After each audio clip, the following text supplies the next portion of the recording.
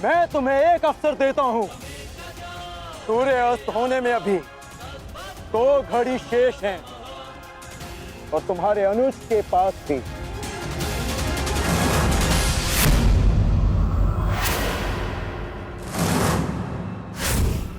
जाओ, बचा सकते हो तो बचा लो अपने अनुज को।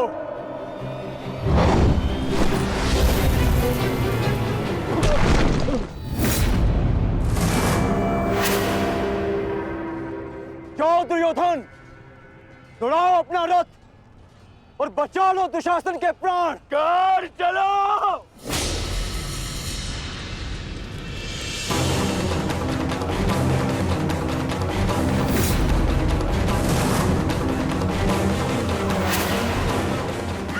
ध्यान रखना कर, आज किसी के रथ का वेग भ्राता भीम के प्रहार से अधिक शक्तिशाली नहीं होगा।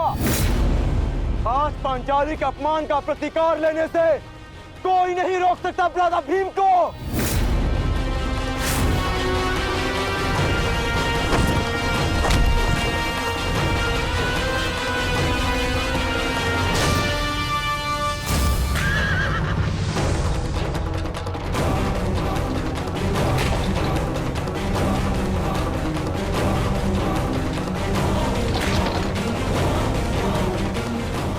शीघ्रता करो मित्र।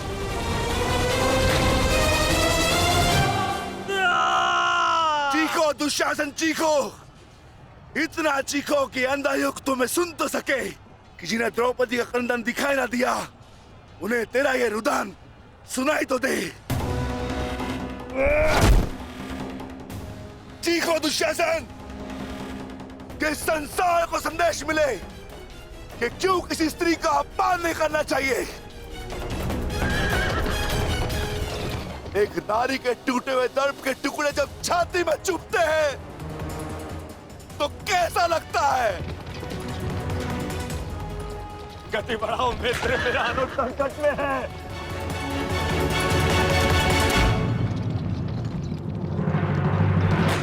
इस बाएं हाथ से तुमने द्रौपदी के केश पकड़े थे ना? स्मरण है ना नीच?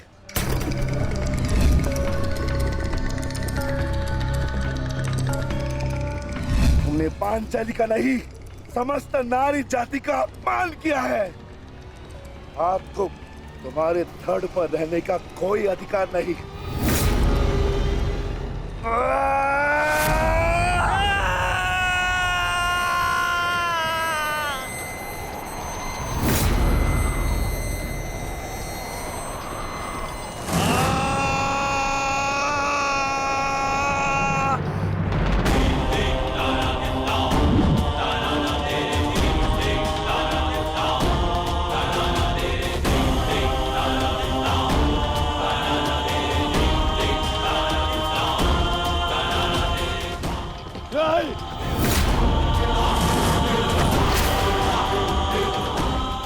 इसी दाएं हाथ से तुमने द्रौपदी का चीर पकड़कर खींचा था ना?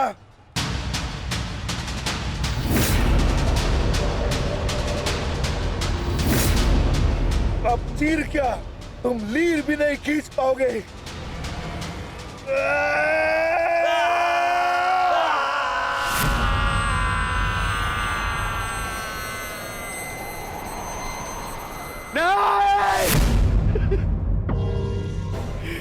बस करो संजय, बस करो। मुझे कुछ और नहीं सुनना। दुशासन!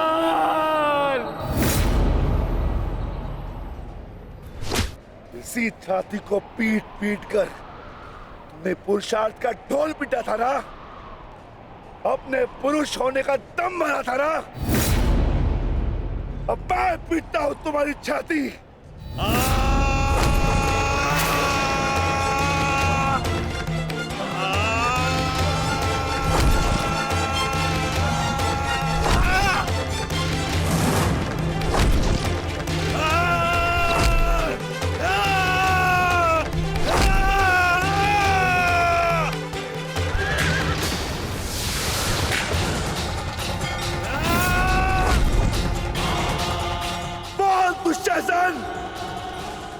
क्या कहा था पांचाली को? बोल, तुमने क्या कहा था पांचाली को? वैश्या, बोल दुशासन, फिर से बोल।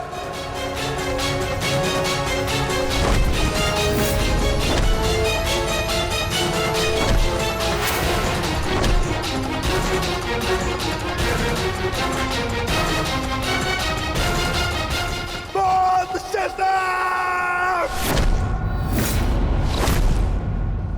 बोल दुशासन, बोल।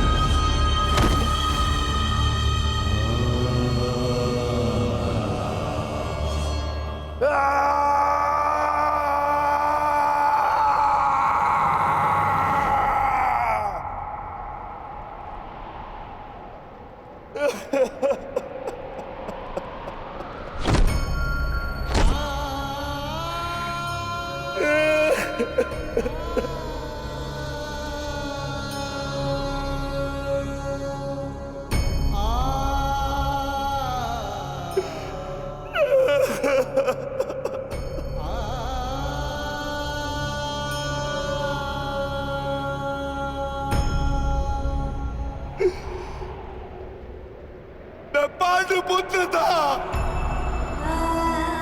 मैं देवपुत्र था। तुमने मुझे क्या बना दिया दुशासन?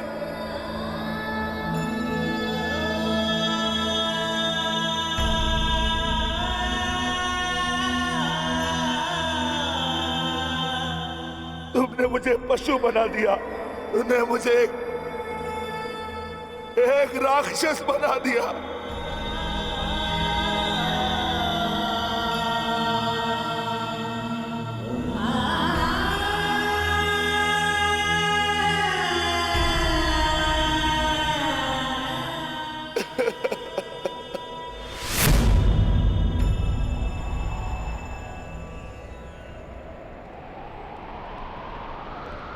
मैंने अपनी प्रतिज्ञा पूर्ण की पांचाली,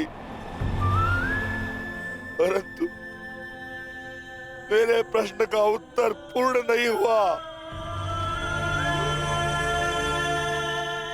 क्यों मुझे ऐसे युग में जन्म लेना पड़ा जहां मुझे अपने ही भाई के रक्त से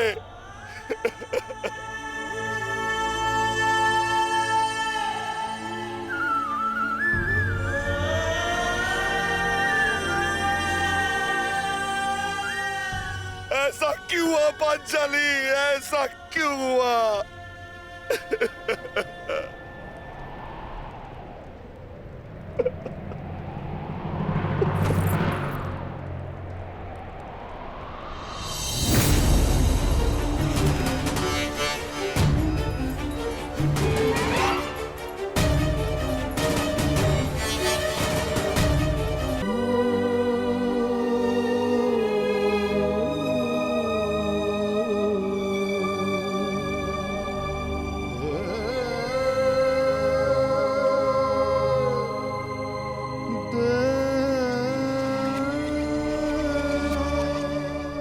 उठ जा, उठ जा, देख युद्ध समाप्त हो गया है। तेरी बुझाए, तेरी बुझाओ के बल के सहारे ही तो मुझे संसार पर राज्य करना था।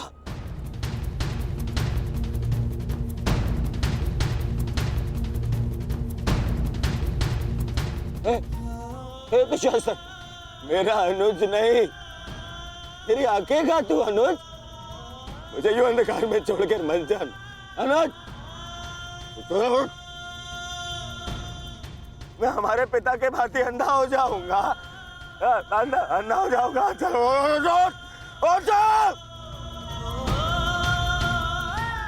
अरे अरे इसकी बुझाए क्या है? अरे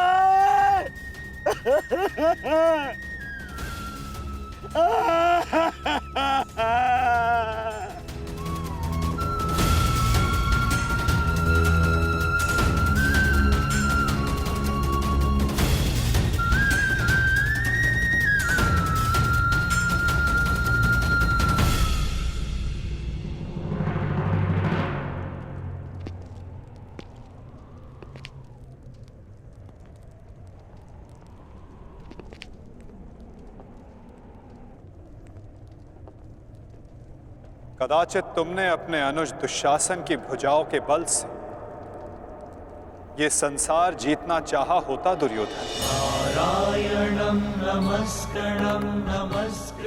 कदाचित तुमने इसकी दुर्जयता के बल से तीनों लोकों पर शासन करना चाहा होता दुर्योधन, तो आज तुम्हें वो भी मिल जाता।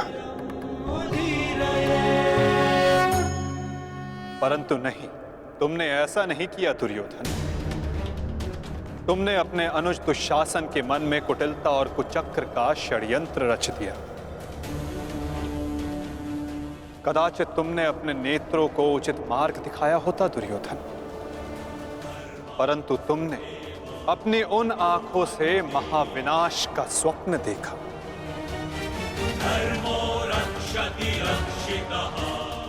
स्मरण रहे दुर्योधन, नियति, धरती और प्रकृति, ये तीनों स्त्री हैं,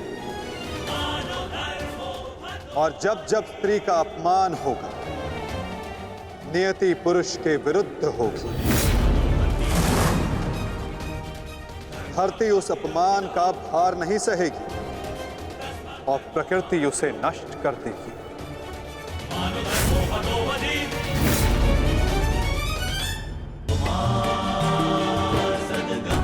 क्या तुम्हारे अनुजों में, क्या तुम में पुरुषार्थ कम था जो द्यूत खेलने की आवश्यकता पड़ी?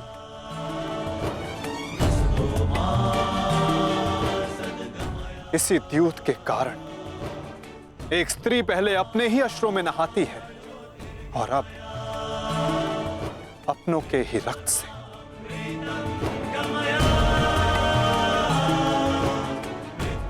क्यों किया तुमने ये लालच दुर्योधन?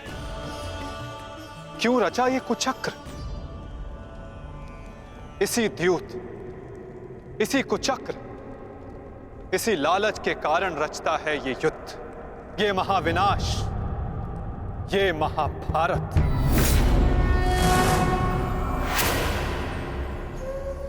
क्यों आज एक भ्राता को अपने ही अनुज के रक्त को पीना पड़ा और दूसरा आज स्वयं के रक्त में लथपथ है? स्मरण रहे, जो हाथ स्त्री की लाज, उसके मान के रक्षण के लिए, यदि वो हाथ स्त्री की लाज उतारने का दुस्साहस करेंगे, उसका मान भंग करने का दुस्साहस करेंगे, तो उन हाथों को धड़ से अलग कर दिया जाएगा।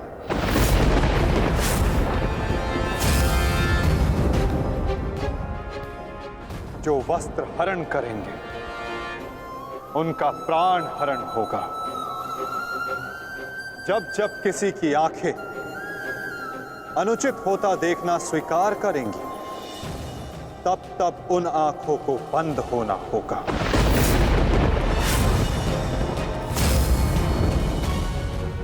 यही नियति है, यही प्रारब्ध है और यही है इस महाभारत का कारण